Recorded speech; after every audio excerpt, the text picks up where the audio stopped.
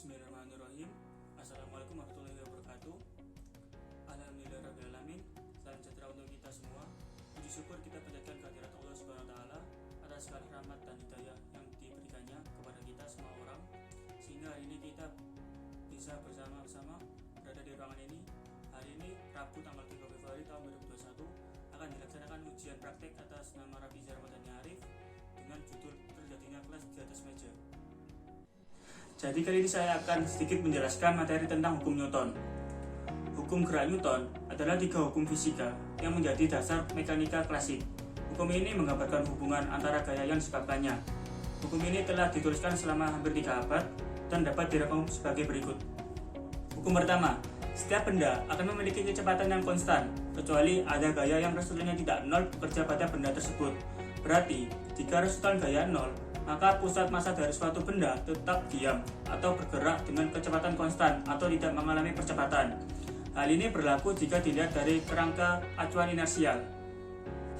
Hukum kedua, sebuah benda dengan massa m mengalami gaya resultan sebesar F akan mengalami percepatan A yang arahnya sama dengan arah gaya dan besarnya berbanding lurus terhadap F dan berbanding terbalik terhadap m atau F sama dengan ma. Bisa juga diartikan resultan gaya yang bekerja pada suatu benda sama dengan turunan dari momentum linear benda tersebut terhadap waktu. Hukum ketiga, gaya aksi dan reaksi dari 2 benda memiliki besar yang sama dengan arah terbalik dan segaris. Artinya, jika ada benda A yang memberi gaya sebesar F pada benda B, maka benda B akan memberi gaya sebesar min F kepada benda A. F dan min F memiliki besar gaya yang sama, namun arahnya berbeda. Hukum ini juga terkenal sebagai hukum aksi-reaksi, dengan F disebut aksi dan min F adalah reaksi. Nah, jadi itu sedikit penjelasan materi dari hukum Newton. Selanjutnya saya akan memasuki topik penerapan hukum Newton 1 dengan contoh gelas di atas meja.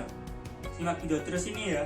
Di atas meja, saat gelas diletakkan di atas kertas, dapat dicoba beberapa perlakuan, antara lain sebagai berikut. Pertama, kertas ditarik secara perlahan.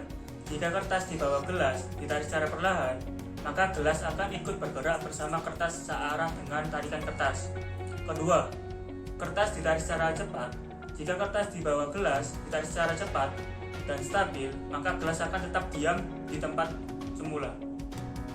Hasil antara keadaan gelas jika kertas ditarik dengan perlahan atau ditarik secara cepat ternyata berbeda. Perbedaan tersebut dikarenakan saat kertas di bawah gelas ditarik secara perlahan, kita berarti memberikan gaya tarik kepada kertas sekaligus gelas, sehingga gelas akan ikut bergerak bersama kertas. Gaya tarik dapat menyebabkan benda bergerak. Ini merupakan penerapan dari hukum 2 Newton. Dan saat kertas di bawah gelas ditarik secara cepat dan stabil, resultan gaya yang kita berikan kepada benda tersebut besarnya 0, sehingga gelas akan tetap diam di tempat semula. Keadaan benda tetap diam ini disebut kelembaman yang merupakan penerapan dari hukum 1 Newton. Contoh lain penerapan dari hukum 1 Newton adalah yaitu saat naik sepeda motor. Jika kita mengerem mendadak, maka tubuh kita akan terdorong ke depan. Saat kita mengegas motor, tubuh kita akan terdorong ke belakang. Selanjutnya, saya akan melakukan contoh penerapan hukum Newton 1 dengan gelas di atas meja. Percobaan pertama, gelas ditarik secara perlahan. Percobaan kedua, kertas ditarik secara perlahan. Dan percobaan ketiga, kertas ditarik secara perlahan. Percobaan pertama, kertas ditarik secara cepat. Percobaan kedua, kertas ditarik secara cepat. Dan percobaan ketiga, kertas ditarik secara cepat. Jadi kesimpulan saya, jika kertas ditarik secara perlahan, maka benda akan ikut ketarik.